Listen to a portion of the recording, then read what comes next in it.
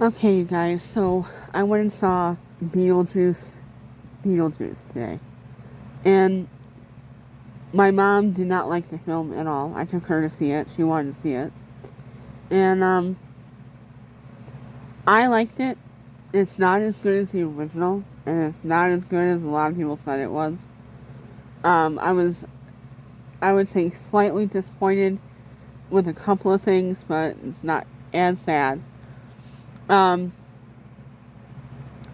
so, if you, this is not spoiler free, so if you haven't seen the film, you should skip this video until you've seen the film. If you just want to listen, that's fine too. So, to begin with, Danny DeVito is actually in the very beginning of the film. He's one of the guys that's undead, or I should say dead. Well, he's dead in the underworld, but the great beyond. But he looks like he's undead. Okay, and he plays a janitor that gets. He's the first one to get his soul sucked out. And he's not in the credits, and nobody has talked about this since the movie came out. But I honestly did not think that was him until the credits rolled. And in the credits, it shows that it was him. So, there's that.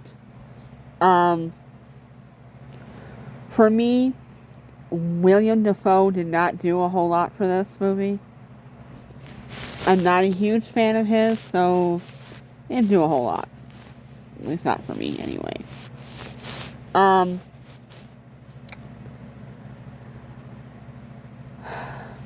Lydia is a little more on the paranormal side, but she's also a mother that didn't really, not the best. I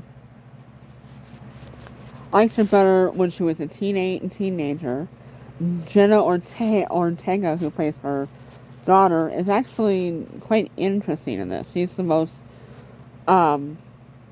she's one of the two best things to watch. The other one being Michael Keaton. Most of the laughs actually come from Beetlejuice.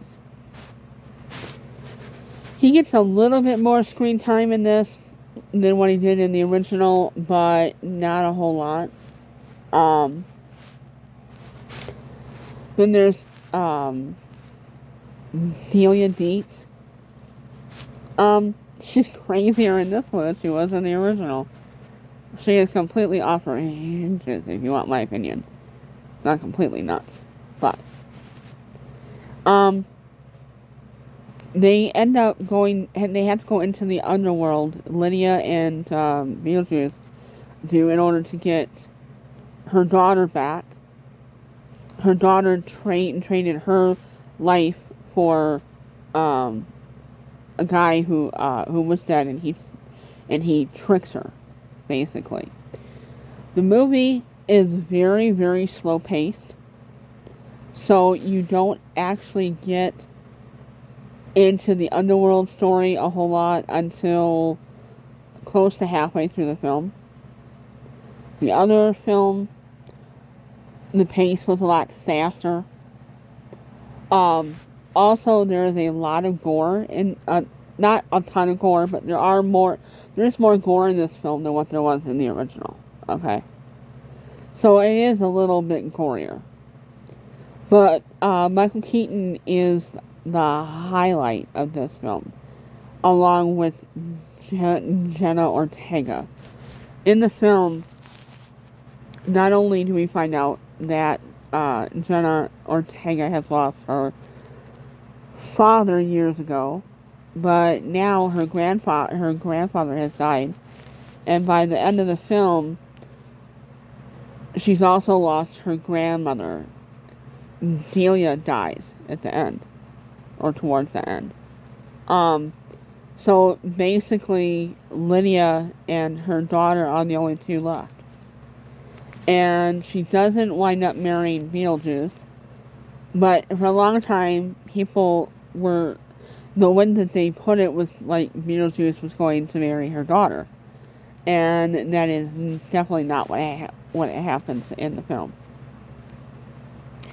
Um, so, there is one scene with the sandworms until the very, very end. So there's not a whole lot.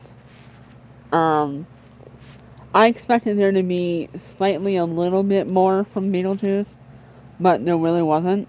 Not that it's a bad thing, but I was just hoping, you know. It's not a bad movie, but it is not as good as the original. That much is for sure. I definitely give it 4 stars out of 5.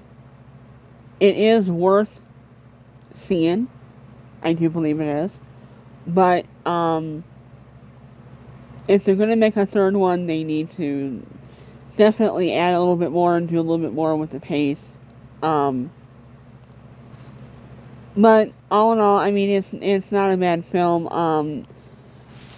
Beetlejuice's ex-wife is only in it for a few minutes. I mean, she's not in it all that long. And I would like to have seen that story come up too a little bit, but it didn't play out as much. So, anyway, I hope you like this review. Bye.